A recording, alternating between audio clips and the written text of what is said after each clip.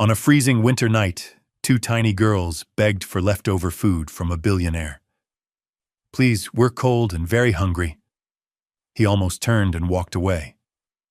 A few minutes later, he stood in a dilapidated house with his unconscious mother, and a single choice that would plunge him into a confrontation with the law, the media, and fate itself. The snow had been falling for hours, soft at first, then relentless. By the time midnight crept across the quiet town outside Chicago, the street was nearly empty except for two small figures moving slowly against the wind. Lila Monroe, 4 years old, walked in front. Her steps were careful, deliberate, as if she understood the danger of slipping, of falling, of wasting energy. Behind her was Maya, only 3. Smaller, weaker. Her hands were buried deep inside sleeves that were far too long, her fingers numb, her breathing uneven. Their coats had once been winter coats. Now they were thin, faded, and stiff with old moisture. Snow clung to their shoulders, their tangled hair, their eyelashes. Each breath came out in short, white clouds. They had passed 3 closed shops already. One dark bakery, one silent pharmacy, one locked grocery store with lights off and shelves unseen. Then they saw it. A small diner at the corner of the street. Old brick walls, fogged windows, a flickering yellow sign that buzzed softly in the night. "Open." Lila stopped. Maya bumped gently into her back. For a moment, neither of them moved. Through the glass, they could see warmth, light, steam shadows of people moving. The smell of food slipped through the cracks of the door, sharp and painful in their empty stomachs. Lila swallowed hard. "We'll just ask," she whispered, though she didn't know who she was trying to convince, Maya or herself. Maya nodded weakly. They stepped closer to the door, snow crunching under their shoes, unaware that this single step would change the rest of their lives. Inside, the diner time moved differently. The heater hummed softly, fighting the cold outside. A few late-night customers sat scattered across worn booths, speaking in low voices, lost in their own exhaustion. At the corner table, Lucas Blackwood, 35, sat alone. His coat was expensive, his watch discreet but unmistakably valuable. The kind of man people recognized without knowing his name. A tech billionaire. A man used to silence bending when he entered a room. In front of him sat a bowl of soup, simple, steaming, untouched. Lucas stared at it, his spoon resting against the edge. He hadn't realized how long he'd been sitting there until the waitress passed by for the 3rd time, pretending not to stare. He hadn't planned to stop here. He hadn't planned to stop at all. The night had driven him forward, away from meetings, away from numbers, away from the echoing emptiness of his penthouse. He just needed somewhere warm, somewhere real. He lifted the spoon, took a small bite, then paused. Something caught his attention. Movement by the door, shadows shifting behind the fogged glass. Lucas looked up.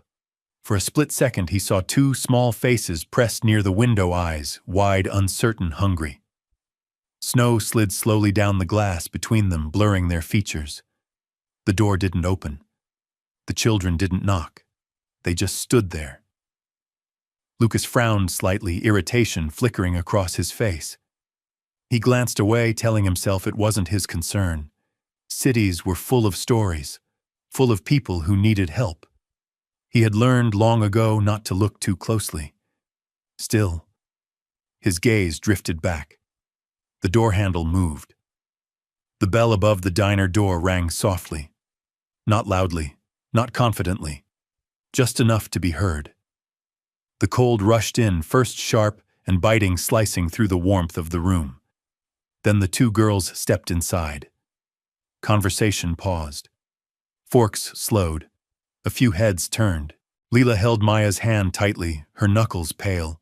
Their shoes left wet footprints on the floor as they stopped just inside the doorway, unsure whether to move forward or turn back. They looked impossibly small. Lucas felt it before he understood it, a tightening in his chest, subtle but unwelcome. The waitress hesitated, already preparing the words she'd said too many times before. Lila spoke first. Her voice was thin, trembling, but clear enough to cut through the room. "Please, Lucas turned fully toward them. We're really cold. Lila continued, her eyes fixed somewhere near the floor. And really hungry. Maya said nothing. She just pressed closer to her sister, her lips slightly blue, her eyes glossy with exhaustion.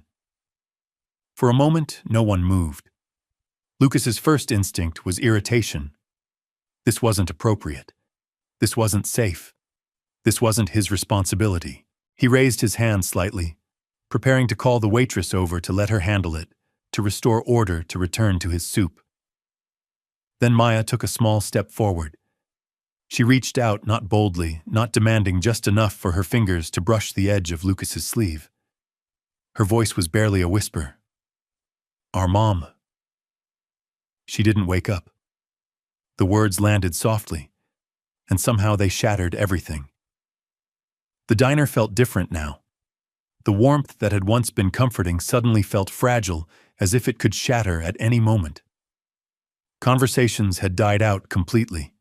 Even the clinking of dishes behind the counter had stopped. Lucas stared at the two girls. He had heard desperate words before: investors begging, executives panicking, competitors bluffing. But this was different. These words were not calculated. They were not rehearsed. They came from a place so raw it made his stomach tighten. Our mom. She didn't wake up. Lucas slowly stood from his seat. He hadn't planned to. His body reacted before his mind could intervene. The chair scraped softly against the floor, the sound loud in the silence. How long, he asked, surprising himself with how steady his voice sounded. Lila hesitated. She looked down at her shoes, counting something only she could see. A long time, she whispered. She was tired. She said to let her sleep. Maya swayed slightly. Lucas noticed immediately. Her knees buckled just a little, enough to betray how close she was to collapsing. That was it. Lucas reached for his coat without thinking and wrapped it gently around Maya's shoulders. It swallowed her whole expensive fabric, hanging awkwardly from her tiny frame. She didn't resist. She leaned into the warmth instinctively, like a flower turning toward light. The waitress stepped forward, concern replacing caution. Sarai. I'll take care of it, Lucas said quietly. The words surprised him as much as anyone else. He guided the girls toward the table. Not forcefully, not quickly. Just enough to give them permission to sit. 2 empty chairs were pulled out. Lila sat stiffly, hands folded in her lap, as if afraid to touch anything. Maya climbed onto the seat with Lucas's help, her feet dangling far above the floor. Lucas slid his untouched bowl of soup toward them. Lila shook her head immediately. We don't need much. Lucas met her eyes, really looked this time. Eat, he said softly. Please. After a long pause, Lila nodded. The first spoonful made Maya gasp, not because it was hot, but because it was real. Warm, more than crumbs. Lucas watched as they ate slowly, carefully, as if rushing might make the food disappear. And in that moment, Lucas realized something terrifying. This wasn't charity. This was responsibility knocking and refusing to leave. The soup was gone far too quickly. Not because the girls were greedy, but because their bodies had been empty for too long. Maya licked the spoon, unconsciously embarrassed, only after she noticed Lucas watching. I'm sorry, she whispered. Lucas shook his head. You don't have to be. He ordered more. Bread, warm milk, something solid, something that would stay. As the food arrived, color slowly returned to the girls' faces. Maya stopped shivering. Lila's shoulders relaxed just a fraction, though her eyes never left her sister. Lucas noticed everything. The way Lila cut Maya's bread into smaller pieces before touching her own. The way Maya glanced at Lila before every bite, as if seeking permission to survive. How old are you? Lucas asked gently. 4, Lila said. Maya held up 3 fingers, then 2, then 3 again. Lucas smiled despite himself. And your mom, 28? Lila answered.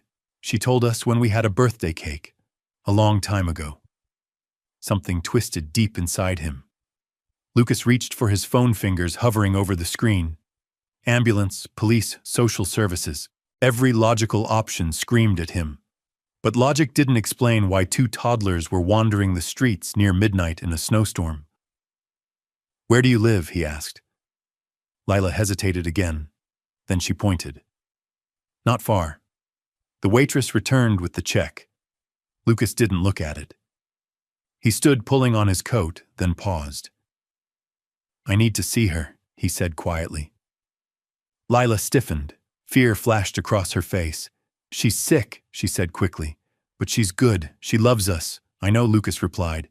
He didn't know how, but he knew. They stepped back into the cold together. The warmth of the diner vanished instantly, replaced by biting wind and falling snow. Lucas held Maya in his arms now. She was lighter than she should have been. As they walked, Lila spoke again. She said this was the last night. Lila whispered. Lucas stopped. The last night for what? Lila looked up at him, eyes glistening. "For being hungry," she said. She promised. Lucas swallowed hard. Some promises were never meant to be kept by children alone. The building was old. Too old. Paint peeled from the walls. The hallway lights flickered, humming weakly. Lucas's footsteps echoed as they climbed the narrow stairs, each step heavier than the last. 3rd floor. No elevator. Lila led the way, confidently, like someone who had memorized every crack in the floor. She stopped in front of a door with chipped wood and a broken lock. "This is it," she said. Inside, the air was colder than outside. Lucas felt it immediately, an unnatural cold, the kind that came from silence, from neglect, from a heater that hadn't worked in years. The room was small. One mattress on the floor. A thin blanket. Empty medicine bottles lined the windowsill. A single lamp flickered weakly in the corner. And on the bed lay Clara Monroe. Her skin was pale. Too pale. Her chest rose and fell shallowly, unevenly. A damp cloth rested on her forehead, long since cold. "Mama," Maya whispered. Lucas set her down gently. The girls rushed to the bed, climbing beside their mother like they'd done it 1,000 times before. "She just needs rest," Lila said quickly, as if repeating a spell. "She always wakes up." Lucas didn't answer. He knelt beside the bed and checked Clara's pulse. It was there. Weak. Frighteningly slow. That was enough. Lucas pulled out his phone. "This is Lucas Blackwood," he said into the line. "I need an emergency physician, now. Private." He hung up before anyone could argue. Lila watched him closely. "Are we in trouble?" Lucas met her gaze. "No," he said firmly. "You're not alone anymore." Outside, snow continued to fall, unaware that inside this cold room, a life had just crossed the line between chance and fate. The small room seemed to shrink as the minutes dragged on.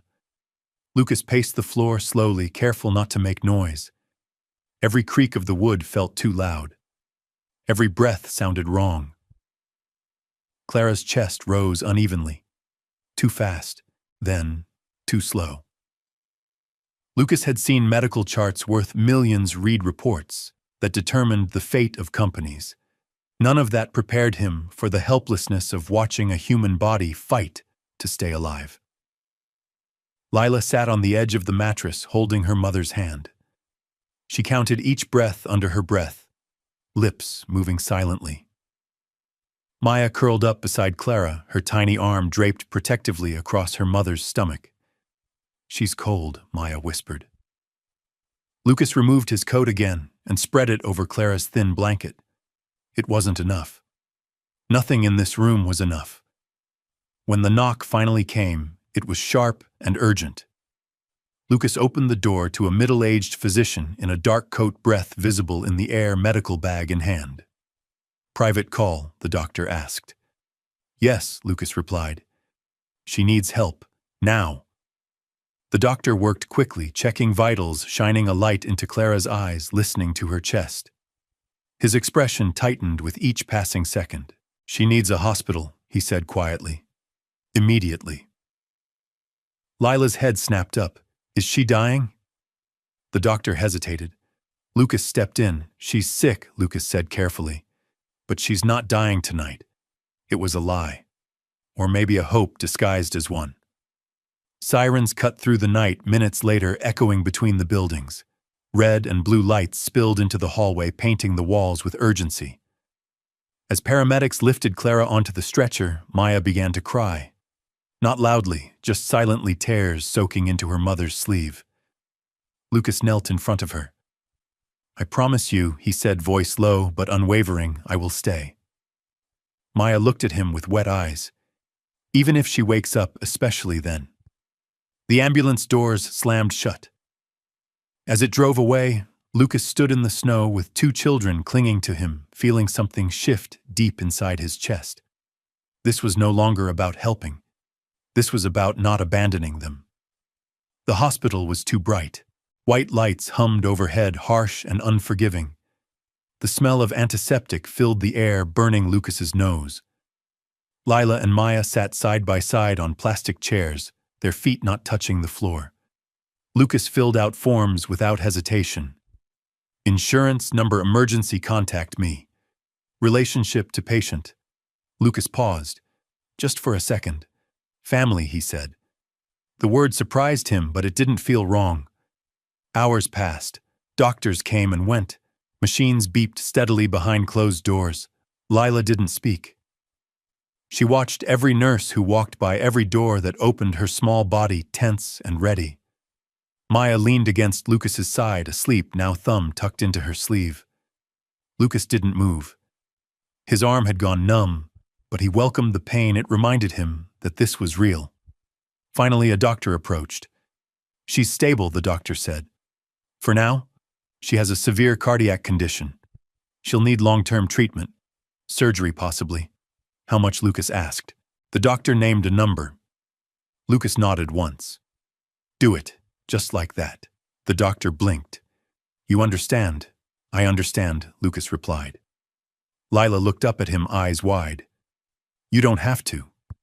Lucas crouched down to her level. I know, he said softly. That's why I will. At exactly 12:17 a.m., Clara Monroe opened her eyes.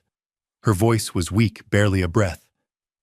My girls, they're here, Lucas said gently. Clara's gaze shifted to him, confusion mixing with fear. Who are you? Lucas hesitated. Someone who found them in the snow, he answered. Tears slid down Clara's temples. Please, don't take them from me. Lucas shook his head. I'm not here to take, he said. I'm here to help. Outside the hospital window, snow continued to fall. Unaware that in a sterile hallway, a promise had just been made, one that would soon attract attention far beyond these walls. The photo was taken at 6:42 a.m. Lucas didn't know that at the time. He only knew the night had finally loosened its grip. The sky outside the hospital had turned a pale gray snow, falling slower now, softer, almost gentle, as if pretending nothing terrible had happened. Lucas stepped outside to make a call. Maya was still asleep in his arms, wrapped in his coat. Her face was relaxed for the first time since he had met her, her breathing slow and even. Lila walked beside him, silent, exhausted, clutching the edge of his sleeve. Across the street, a man lowered his camera. He hadn't planned to capture anything extraordinary. He was a local freelance photographer chasing routine hospital shots, ambulances, night shift nurses, nothing more.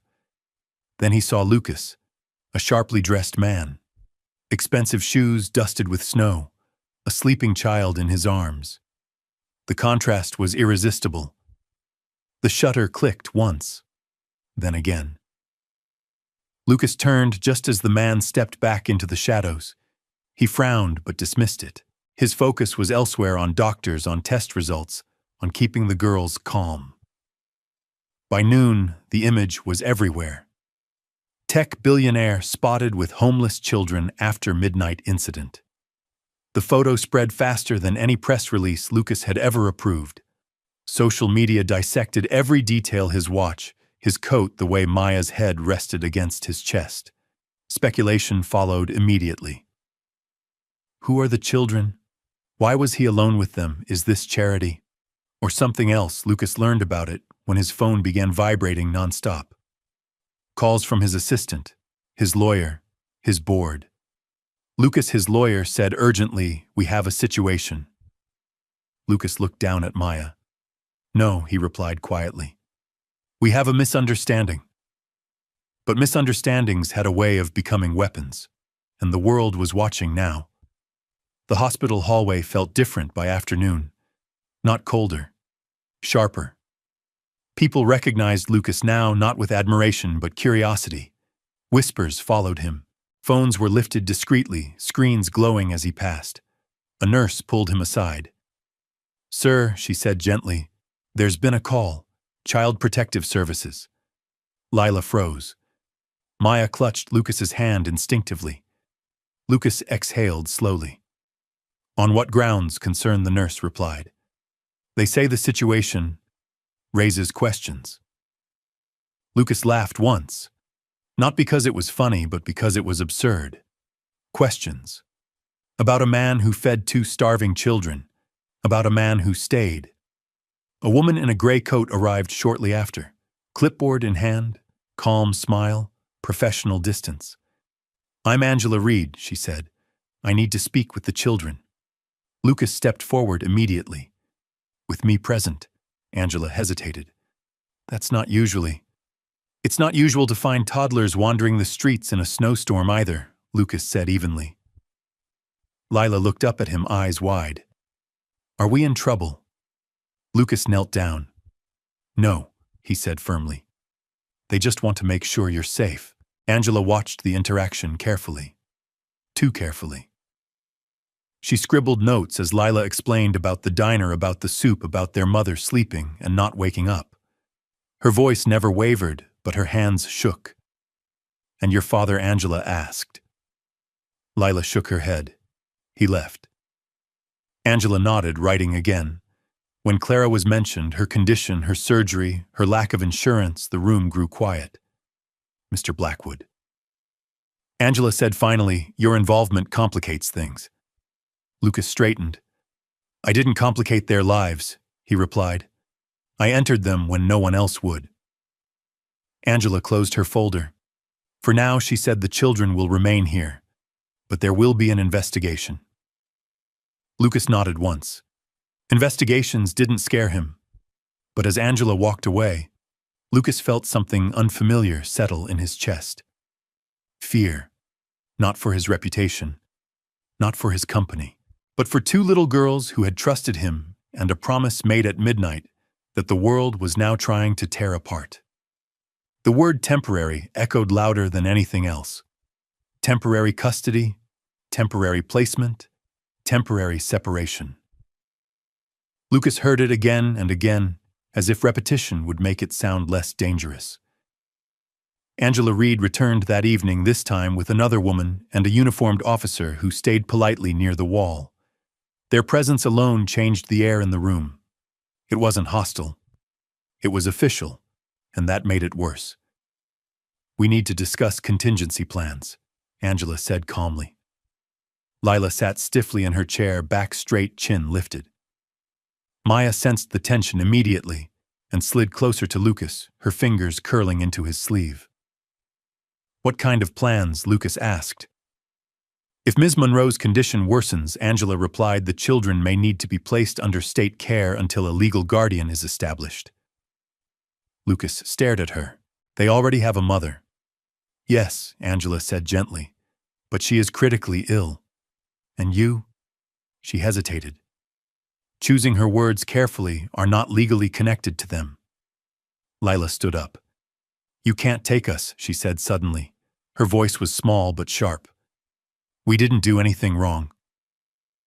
Angela crouched down to her level. "Sweetheart, this isn't a punishment." Lila's hands clenched. "Then why does it feel like one?" The officer shifted uncomfortably. Lucas felt something hot and dangerous rise in his chest. "They don't go anywhere," he said firmly. "Not tonight. Not tomorrow."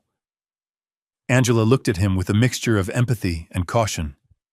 "Mr. Blackwood, I need you to understand, intentions don't override procedure." Lucas laughed softly, bitterly. Procedure didn't keep them warm last night. Silence fell. In the ICU, Clara's condition wavered. Her heart rhythm remained unstable. Doctors spoke in low voices outside the room, their expressions guarded. Lucas sat beside her bed, while the girls slept on the couch nearby, curled into each other, like mirror images. "They're good girls," Clara whispered when she woke. Her voice was thin, almost transparent. "They try not to need much."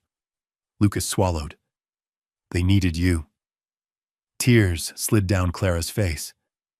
"I tried," she whispered. "I swear I tried." "You did," Lucas said. "More than anyone ever saw."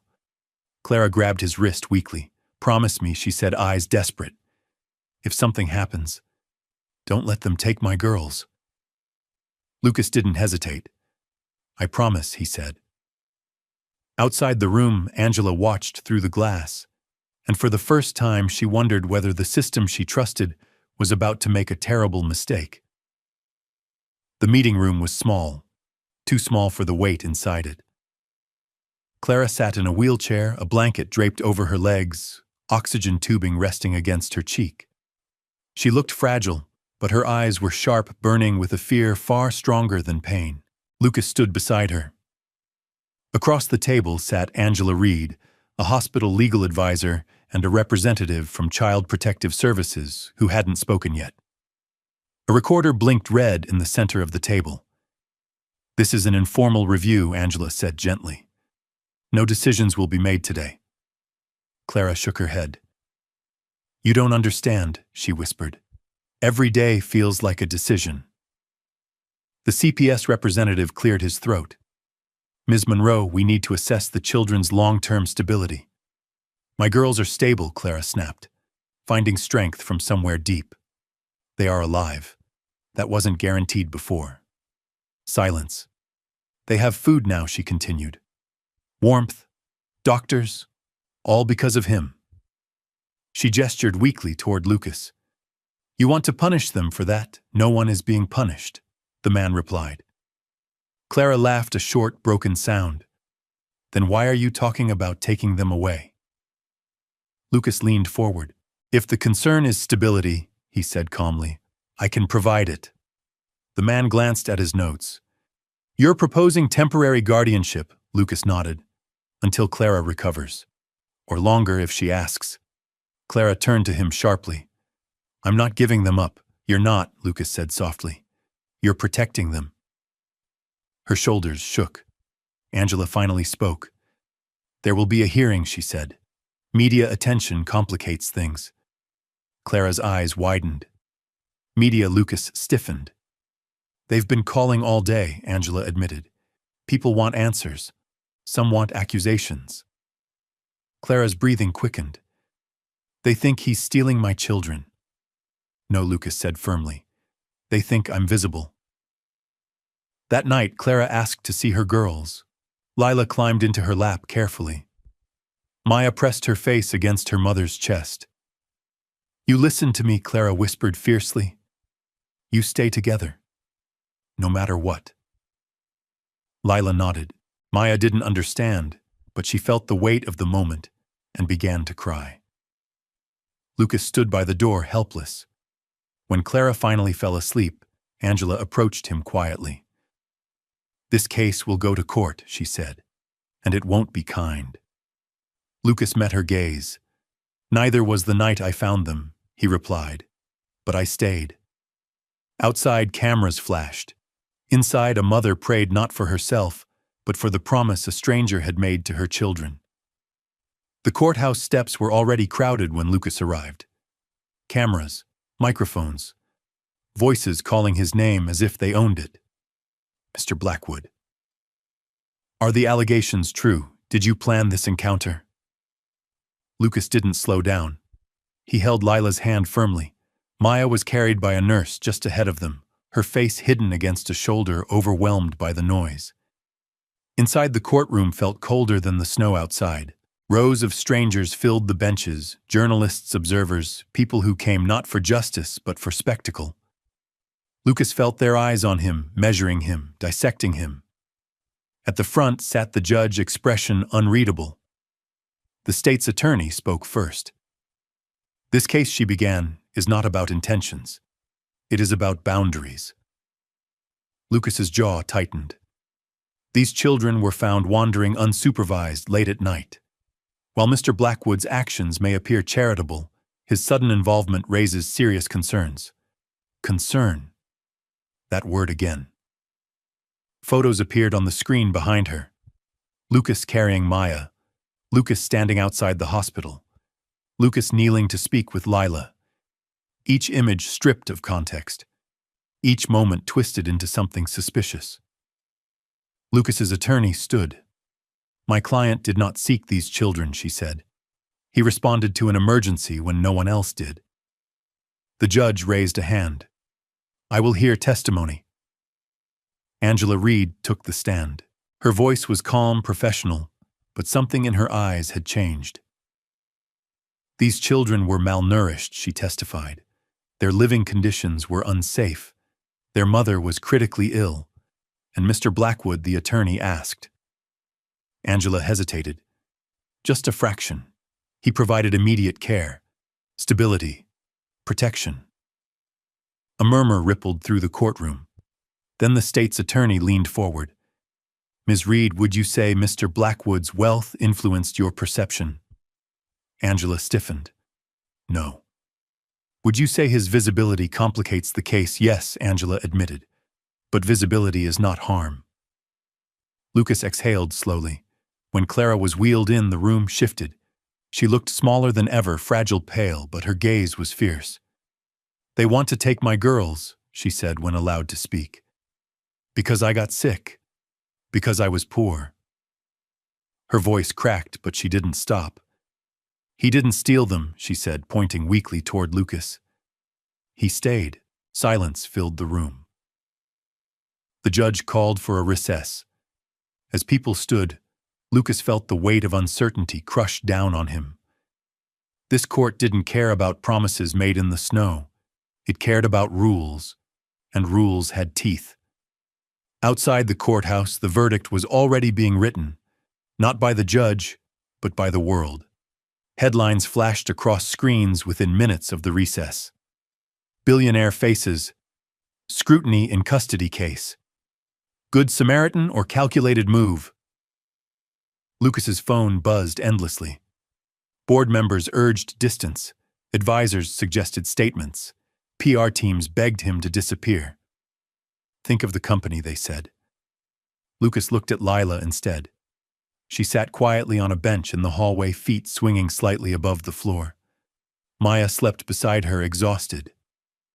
Are they mad at you? Lila asked softly. Lucas knelt in front of her. They're confused. About what? About why someone would help without wanting something back. Lila thought about that. My mom says people forget how, she said. Lucas smiled faintly. Inside the courtroom, the judge returned. I will not make a permanent ruling today, she announced. However, due to the circumstances, I am ordering a temporary placement review. Lucas's heart sank. The judge continued. The children will remain under supervised care until further testimony is heard. Supervised care, not with him, not fully with their mother. Lila's fingers tightened around Lucas's sleeve. Maya woke and began to cry, sensing the shift. Clara sobbed quietly in her wheelchair. The gavel struck. As the courtroom emptied, Lucas felt the promise he had made begin to crack, not from lack of will, but from the weight of a system that didn't recognize quiet devotion. That night, the photo appeared again, reposted, reframed. This time, someone noticed something different. The way Lila looked at Lucas. Not fear, not dependence. Trust. A single comment beneath the image went viral. That's not how children look at strangers. The tide shifted, slowly, quietly. And somewhere deep inside the courthouse walls, a judge reread the case file, wondering if the law had forgotten something essential. The courtroom was quieter than before. Not because fewer people were there, but because everyone was waiting. The judge adjusted her glasses, eyes moving from the files to the faces in front of her. She paused, then spoke. "I will allow one brief statement from the older child," she said, "if she is willing." A ripple of surprise spread across the room. Lucas turned to Lila. She sat very still, too still for a 4-year-old. Her feet didn't swing today. Her hands rested neatly in her lap, fingers intertwined the way she did when she was trying to be brave. "You don't have to," Lucas whispered. Lila looked up at him. "Yes," she said softly. "I want to." An officer helped her down from the bench. The microphone was too tall, so the clerk lowered it awkwardly until it hovered just above her mouth. Lila took a breath. It trembled. "My name is Lila Monroe," she began.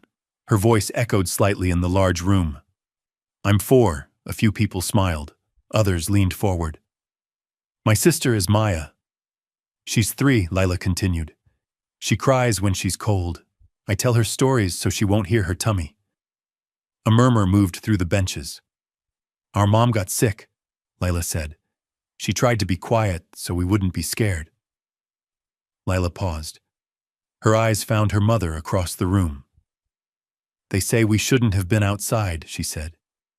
"But we didn't want to wake her." Her voice cracked, but she didn't stop.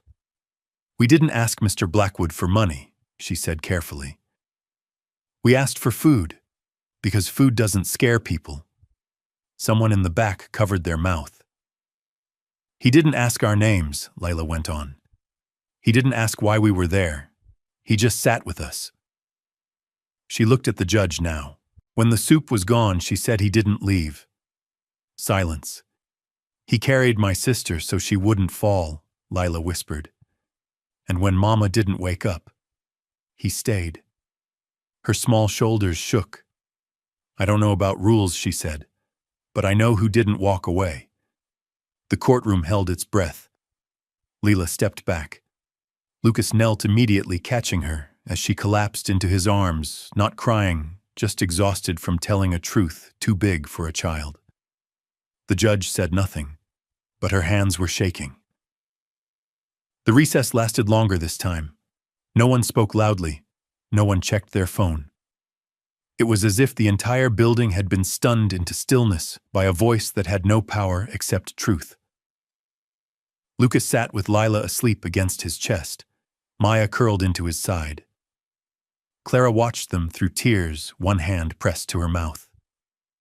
When the judge returned, she did not look at the lawyers first. She looked at the children. "I have read this case twice," she said slowly. "I followed the procedures. I reviewed the risks." She paused. "But today I heard something the law often forgets to ask." She turned to Lucas. "Mr. Blackwood," she said, "why did you stay?"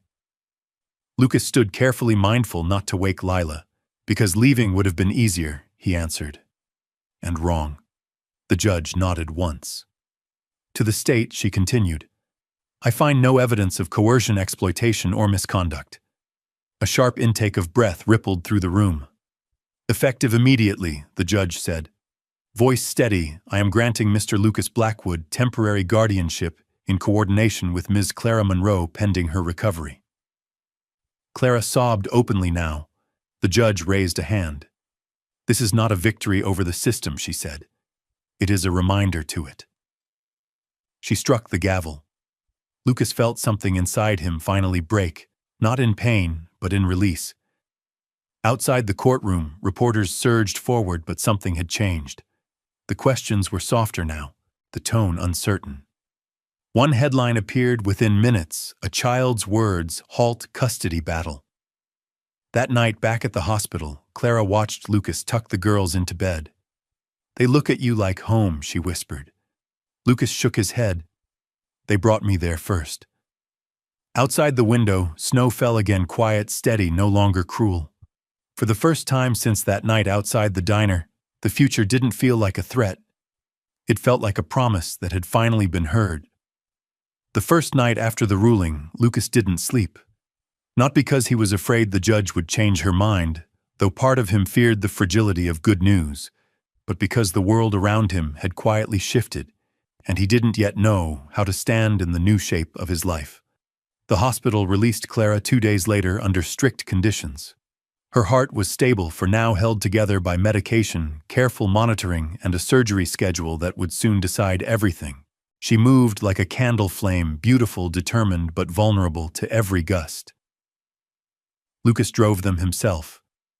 It felt unreal, his sleek car cutting through slushy streets, the windows fogging from warm air, the back seat holding 2 little girls who kept touching the upholstery as if it might vanish. Maya's cheeks were pink for the first time in memory. Lila sat with her hands folded, observing everything, the buildings passing by, the traffic lights, the way Lucas checked the mirrors like a man who could not risk missing anything. They arrived at Lucas's townhouse just outside the city. The front door opened to quiet warmth. Not the artificial brightness of a hospital, but the gentle glow of lamps, the faint scent of clean linen. A fireplace crackled in the living room. Soft rugs covered floors that didn't bite at their feet. Maya froze in the doorway. Her eyes widened like she'd stepped into a storybook, one she'd never been told, because it would have sounded like a lie.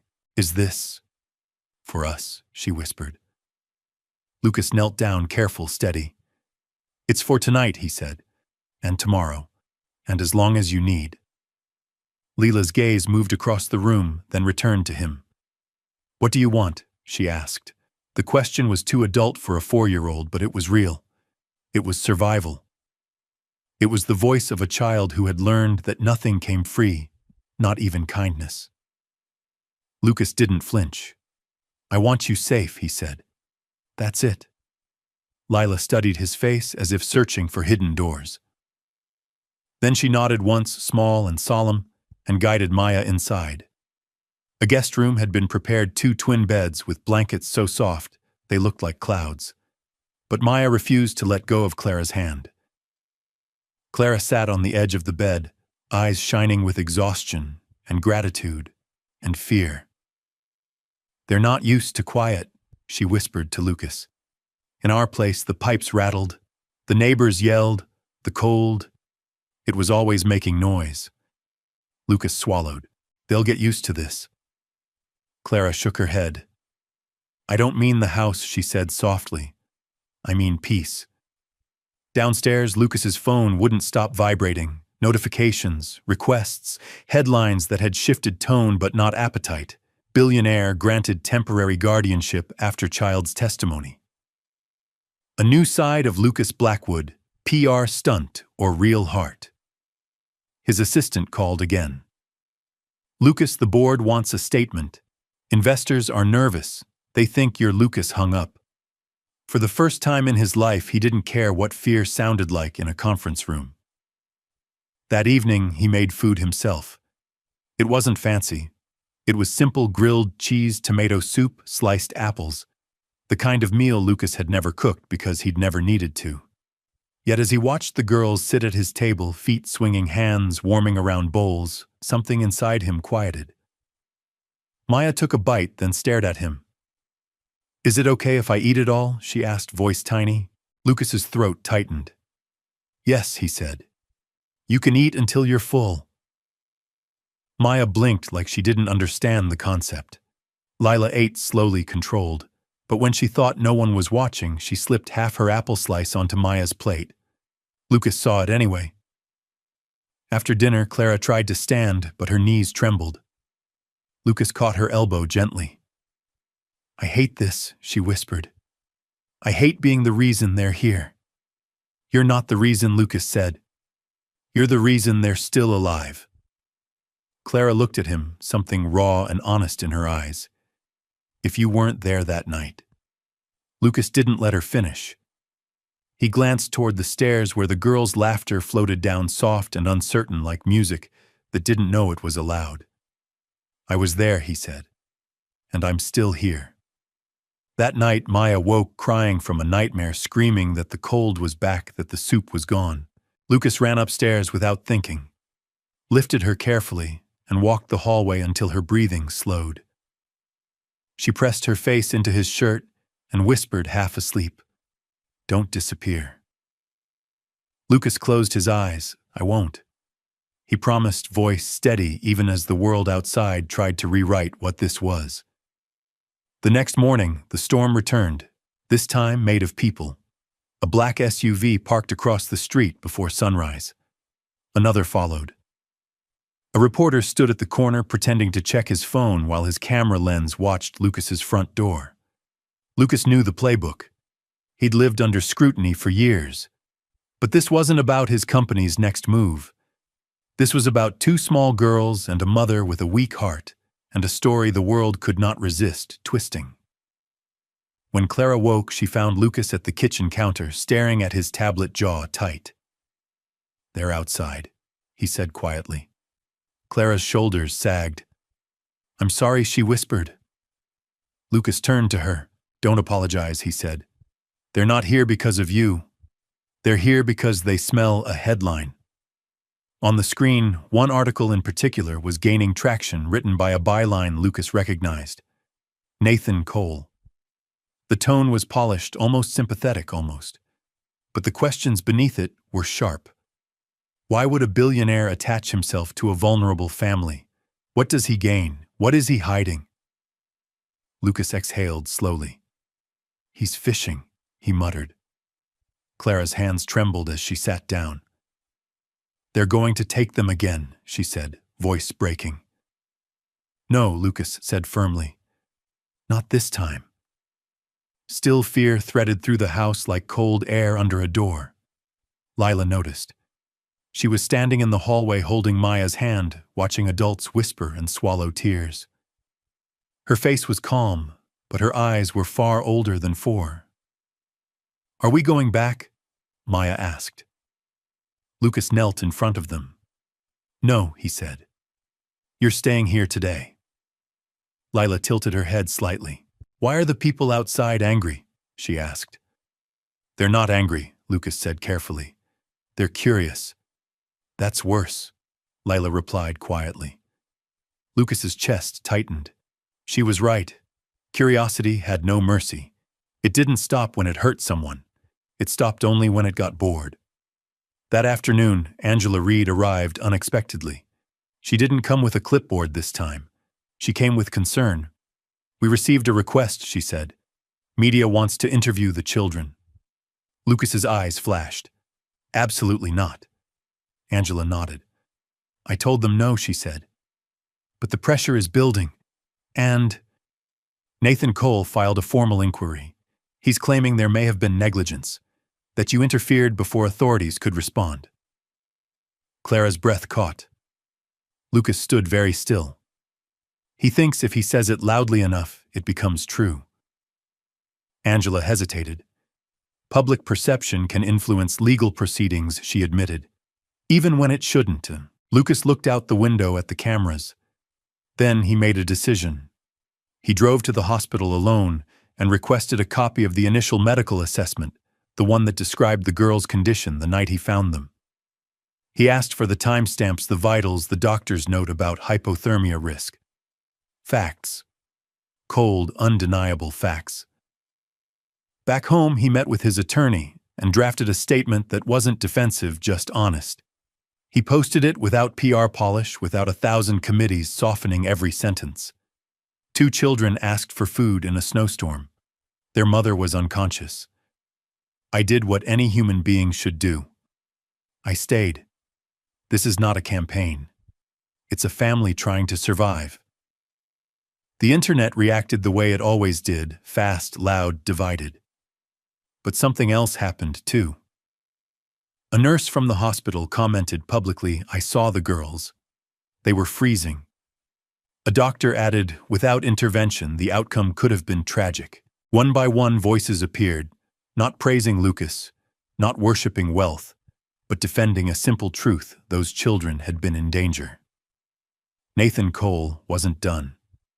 That night, he aired a segment, voice calm, eyes sharp, suggesting Lucas's involvement was unusual and strategic. Lucas watched the clip once, then turned off the TV. Upstairs, Maya was asleep with a stuffed bear Lucas had bought that morning, something soft to hold when the world got loud. Lila lay awake, staring at the ceiling. Lucas sat on the edge of her bed. "Can't sleep?" he asked. Lila shook her head slightly. "If I sleep," she whispered, "something might change." Lucas's throat tightened. He reached out carefully, not wanting to startle her. "Listen to me," he said. "The cameras can say what they want. The papers can print what they want. But you're not going back to the cold." Lila's eyes filled with tears she refused to let fall. "You swear?" she whispered. Lucas nodded once, solemn as a vow. "I swear." And outside in the snow-lit night, the cameras kept watching, still hoping for a scandal, still hunting for a lie. While inside the house, a little girl finally let herself close her eyes, because for the first time someone's promise sounded stronger than fear. Nathan Cole believed in timing.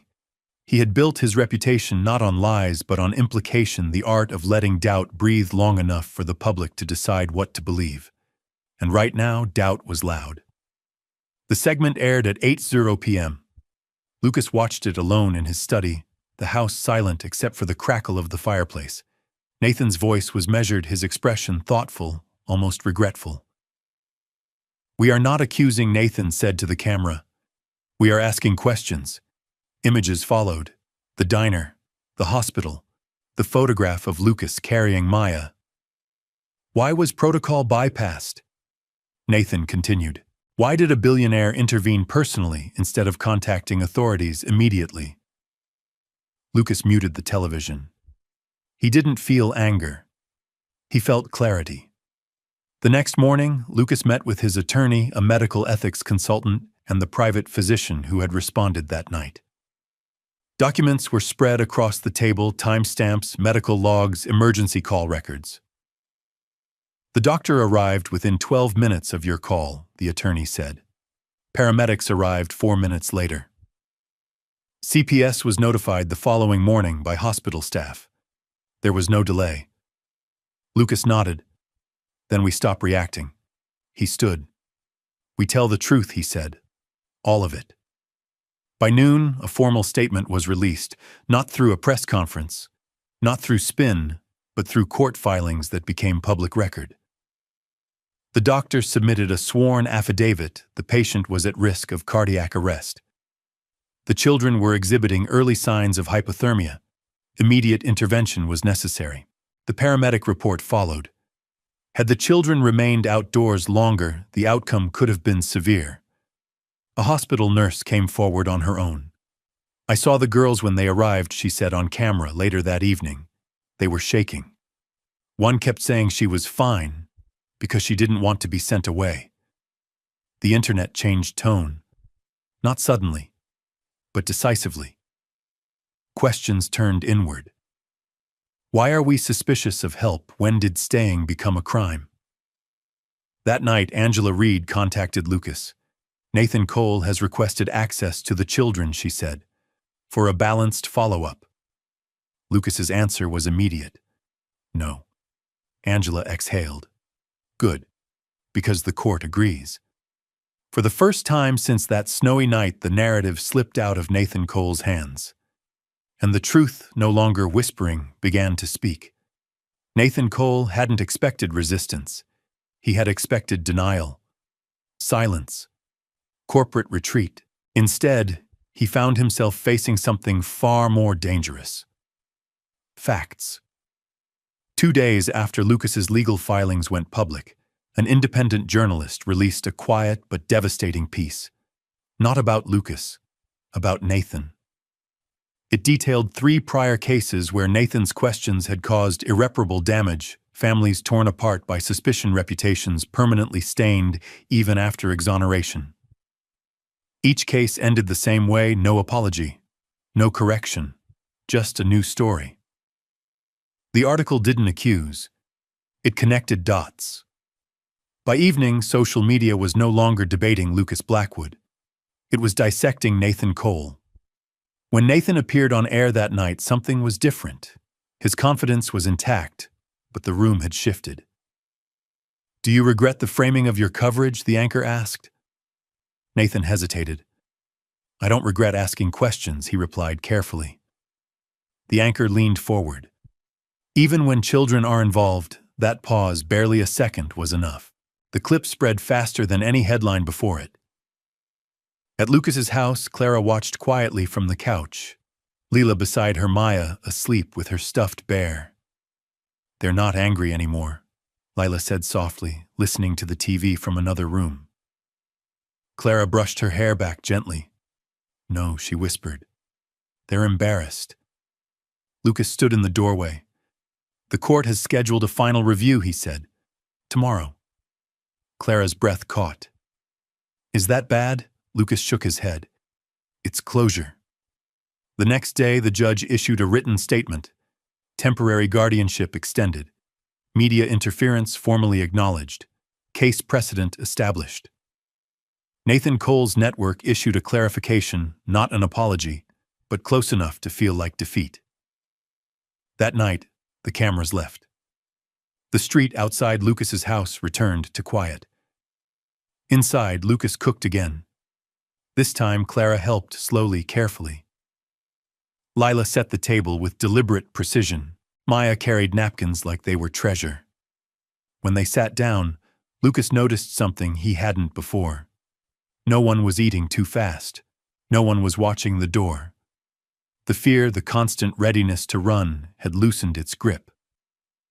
Clara looked at Lucas across the table. "You didn't just stay," she said softly. "You fought." Lucas shook his head. "I stood still. The truth did the rest." Later that night, as he tucked the girls into bed, Lila whispered something that stayed with him. "They couldn't make you leave," she said. Lucas smiled faintly. "No." Lila nodded, satisfied.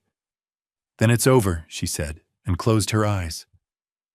Outside, the snow began to fall again, but this time it felt like an ending. Not the kind that leaves you cold.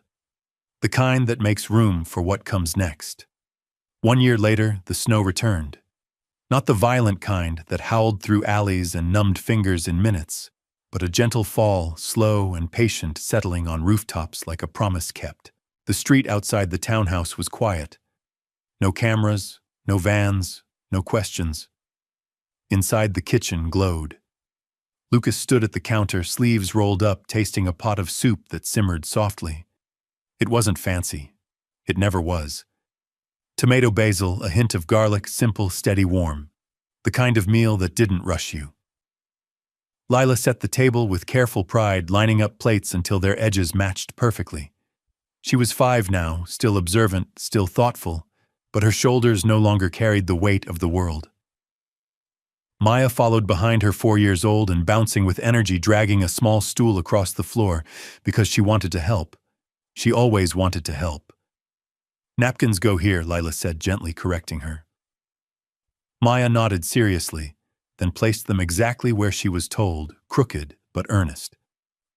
Clara watched from the doorway, one hand resting lightly over her chest, where the scar had faded into a thin, pale line. Her recovery hadn't been easy. Some days were still hard. But she was here, stronger, laughing more than she ever remembered doing before. "You don't have to cook so much," she said softly. Lucas smiled without looking up. "I like cooking," he replied, and he meant it. They gathered around the table as the snow thickened outside the window. The house smelled of warmth and bread and something deeper, safety maybe. Or time finally slowing down. Maya lifted her spoon, paused, then looked up at Lucas. "Is this the same soup?" she asked. Lucas knelt beside her chair. "The same," he said, "but better." She considered this carefully, then took a bite. Her eyes widened. "It stayed," she declared. Lila smiled. She remembered the night when nothing stayed, not warmth, not food, not certainty. She remembered counting breaths in the dark, promising her sister that morning would come. Now morning always came. Halfway through the meal, Clara reached across the table and took Lucas's hand. It wasn't dramatic. It wasn't loud. It was steady. "Thank you," she said. Lucas shook his head gently. "For what?" "For seeing them," Clara replied. "For not turning away when it would have been easier." Lucas looked at the girls, at Lila concentrating on cutting her bread evenly, at Maya humming to herself, blissfully unaware of the past that once defined her. "I didn't do anything special," he said. "I just stayed." After dinner, they moved to the living room. A fire crackled. Maya curled up with her stuffed bear now worn from love. Lila climbed onto the couch with a book she couldn't quite read, yet tracing letters with her finger. Lucas tucked a blanket around them both. Outside, the snow continued to fall, quiet, constant, no longer cruel. Lila looked up at him one last time before her eyes closed. "This isn't the last meal," she said sleepily. Lucas smiled. "No," he whispered. "It isn't." And as the house settled into silence, one truth remained unchanged, unchallenged. That night in the snow had not been the end. It had been the beginning of a table that would always have room. Did this story move you? Share your thoughts in the comments and rate this story from 1 to 10. Don't forget to like, share, subscribe to the channel, and click the bell icon so you don't miss other heartwarming stories. Click on the last screen to see the next emotional chapter waiting for you. See you in the next story.